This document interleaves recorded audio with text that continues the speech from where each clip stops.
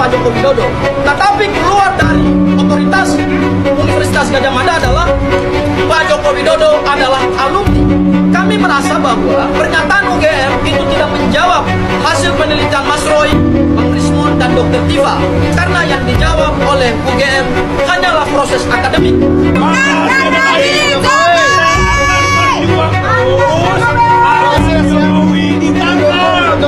Diperiksa dan dihukum atas perbuatannya memalsukan dokumen, menggunakan dokumen palsu dan gelar palsu. Insya Allah akan terbukti.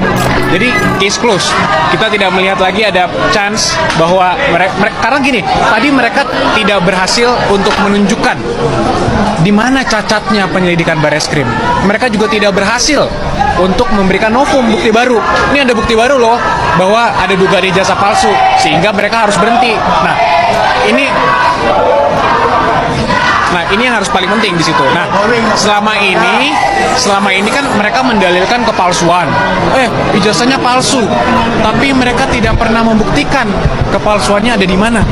Pada acara Rakyat Bersuara di salah satu TV tanggal 19 dan atau 25 November yang lalu. Ada orang lain namanya Andi Aswan. Mungkin ada di sini orangnya, ya. Ya. Yang kemudian ada orang lagi namanya Joshua MC Nambela. Ada juga paling di sini. Yang dia kemudian di salah satu TV itu dia menampilkan ini scan ijazah asli. Padahal itu bohong. Dia hanya melakukan rekonstruksi citra, kalau kata Dr. Rismon, atau melakukan modifikasi terhadap filenya Dian Sandi tadi. Jadi jelas ini filenya sama, hanya direkayasa. Jadi orang itu sudah berbuat bohong dengan mengatakan scan ijazah asli. Makanya saya bilang di sini, nanti akan saya mintakan bahwa orang itulah yang harusnya kena pasal 32 dan 35. Dan si Joshua Sinambela yang ternyata dijadikan ahli dalam perkara ini untuk melawan kami itu pun menyatakan bahwa dia file ini yang kemudian diteliti. Itu kan nggak boleh. File yang rekayasa kemudian diteliti dan dia tidak bisa berkata apa-apa kalau di TV. Dia hanya bilang saya tidak tahu saya. Ya, itulah kata dia. Semakin gila si Roy Suryo ini, semakin gila. Bener dah, kalian bisa lihat podcast yang kemarin guys. Bahkan dia itu sampai mengejar sampai ke cucu-cucunya Pak Jokowi. Ya, apabila Mas Etes ingin jadi pejabat publik, dia mau kejar. Nah, dari statement yang dia keluarkan kemarin ya teman-teman ya, dia itu mau mengejar sebenarnya kalau masalah ijazah palsu ini tidak lebihnya dia itu mau menyerang keluarganya Pak Jokowi. Ini orangnya. Ya, satu yang pertama kemarin mungkin atau hukum Allah yang nggak tahu ya, dia sampai keselak sampai sudah 3 kali dia ketika ngomong nggak bisa berbicara tiba-tiba batuk. Itu hukum karma Allah mungkin ya. Kalau tentang apa yang tadi disampaikan dokter kalau tentang Suryo, dan dia tidak mau minta maaf, dia juga nggak mau damai, ingin permasalahan ini segera break, selesai begitu saja tanpa ada apa-apa. Aneh lu. Ya coba teman-teman kalian komentar deh di sini. Kalian komentar bagaimana tanggapan kalian? Masa dia yang bikin kegaduhan selama ini kok dia tiba-tiba break dan gak mau minta maaf sama sekali, padahal dia sendiri yang menyerang Pak Jokowi. Nah, follow akun ini teman-teman, kalian komentar di sini, sebarkan video ini. Biar apa teman-teman? Kalian bisa tahu ya bagaimana kita perjalanannya Roy Suryo sekarang. Ya. Kata dia.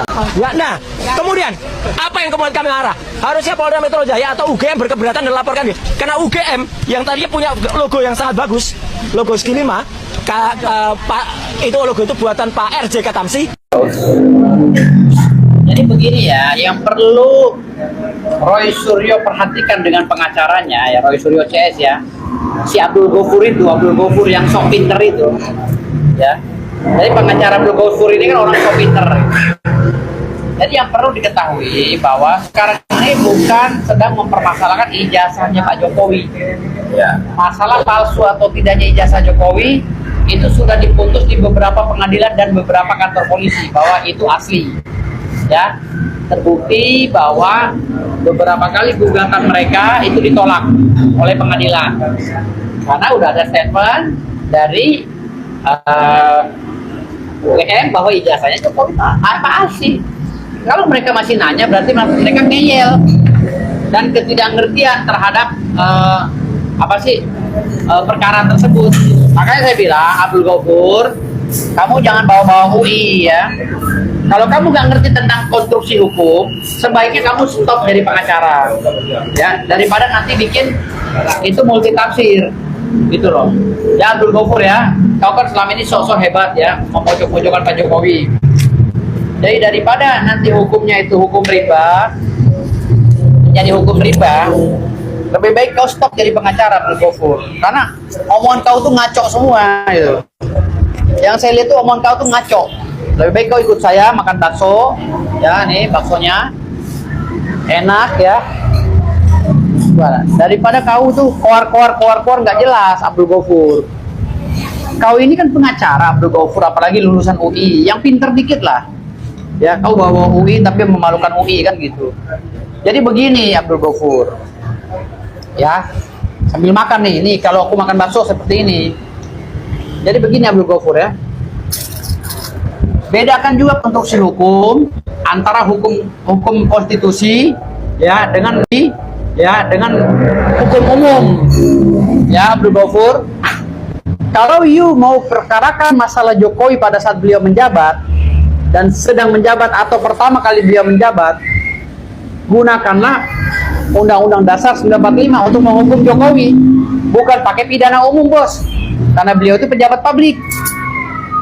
Kalau kau pakai pidana umum, maka akan muncullah tuh Undang-Undang 16 tahun 2004 tentang kewenangan jaksa untuk menyampaikan perkara, gitu loh. Jadi kalau kau ini istilahnya tetap ngoceh-ngoceh, nuntut-nuntut agar ijazah Pak Jokowi dibuka di hadapan umum, kau tuh gak ngerti undang-undang, Abdul Ghafur. Kau tuh pengacara, ngaku-ngaku pengacara senior, tapi sesungguhnya orang tuh menertawakan kau, gitu loh. Abdul Ghafur ya, Bung Abdul Ghafur. Kemarin si Ahmad Kojinuddin, sekarang penggantinya malah lebih parah konstruksi hukumnya. Gua pikir Ahmad Kojinuddin dong yang nggak ngerti hukum, nggak taunya Abdul Ghafur juga sama nggak ngerti hukum gitu loh. Makanya Abdul Ghafur sekarang ini klien kau itu ya yang namanya Roy Suryo CS itu sebentar lagi akan ditahan karena saya sudah meminta kepada Polda Metro Jaya untuk segera menahan agar tidak gaduh terus. Dan kewenangan yang membuka ijazah Jokowi itu bukannya polisi ya, bukan pada saat gelar perkara, tapi pada saat pemeriksaan berkas dan diuji di pengadilan. Yang mempunyai hak itu adalah hakim pada saat pembuktian. Itu Abdul Ghafur ya, bukan pada saat pemeriksaan apalagi gelar perkara. Kalau gelar pemeriksaan, yang bisa membuka ijazah hanya pemilik ijazah ya, karena pada saat itu semuanya itu masih satu arah ya. Ketika di pengadilan baru ada dua arah. Bilang ya udah buka aja rekeningnya Mas Roy Suryo, berani? Orang yang nuduh itu buka dulu dia. Kalau saya dengan tenang saja, silahkan buka. Enak aja nyuruh orang buka rekening. Emangnya lu siapa? Gitu loh. Buka dulu rekeningmu. Gitu loh. Iya, buka dulu topengmu. Kenapa yang nuduh tuh harus buka rekeningnya? Kan yang di sini dituduhkan Mas Roy Suryo. Loh iya, dia berani nuduh kan, harusnya dia juga bertanggung jawab kan.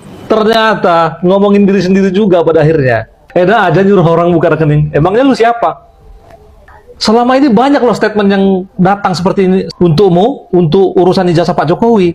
Enak aja nyuruh nunjukkan ijazah. Emang kau siapa? Ternyata ini orang bisa berpikir kayak gitu juga ya. Tapi kenapa di saat dia menjadi seorang pelaku, dia nggak bisa menempatkan itu pada dirinya? Dia memaksa aja Pak Jokowi menunjukkan ijazah. Padahal dia udah punya statement seperti ini. Enak aja nyuruh orang buka rekening. Emangnya lu siapa? Astaga naga. Ternyata memang benar ya, orang-orang itu pintar untuk mengoreksi orang lain aja. Kalau mengoreksi dirinya sendiri, nggak ngerti lah. Kita membenci sifatnya Roy Suryo yang seperti binatang itu. Bentuk kemurkaan masyarakat Indonesia, masyarakat Malang Raya terhadap Roy Suryo, perusuh negara. Setelah Roy Suryo CS tersangka, muncul lagi tokoh-tokoh baru. Tokoh-tokoh baru itu salah satu diantaranya adalah ex kader Demokrat dan kader Demokrat aktif, anggota DPR pula.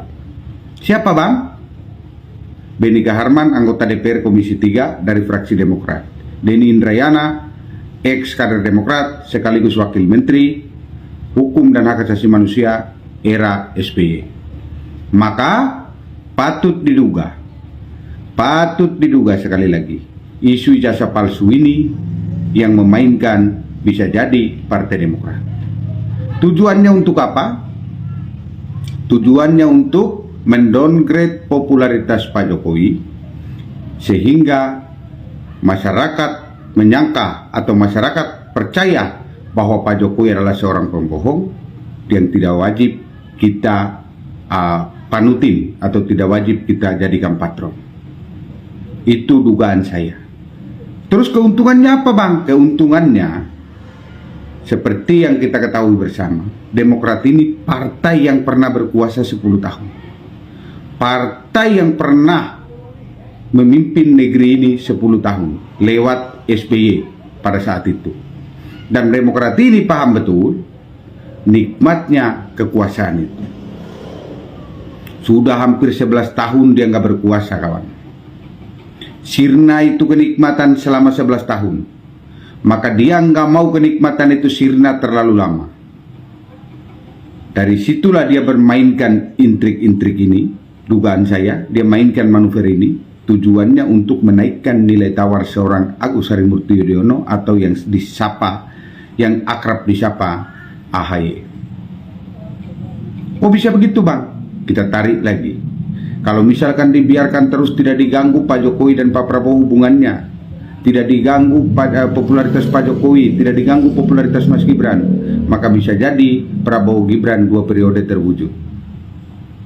Setelah 2 periode terwujud, maka Demokrat 20 tahun pasti kelaparan, dalam artian tidak berkuasa selama 20 tahun.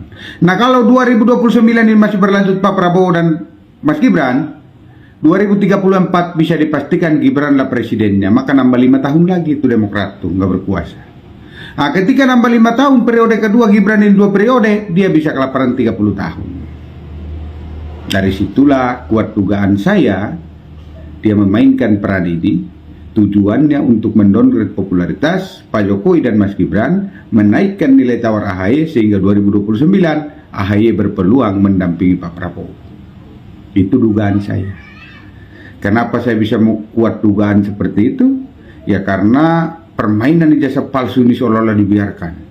Nah, ketika ditersangkakan Roy Suryo yang ex kader Demokrat, Menteri Pemuda dan Olahraga era SBY, kepanasan kawan-kawan itu.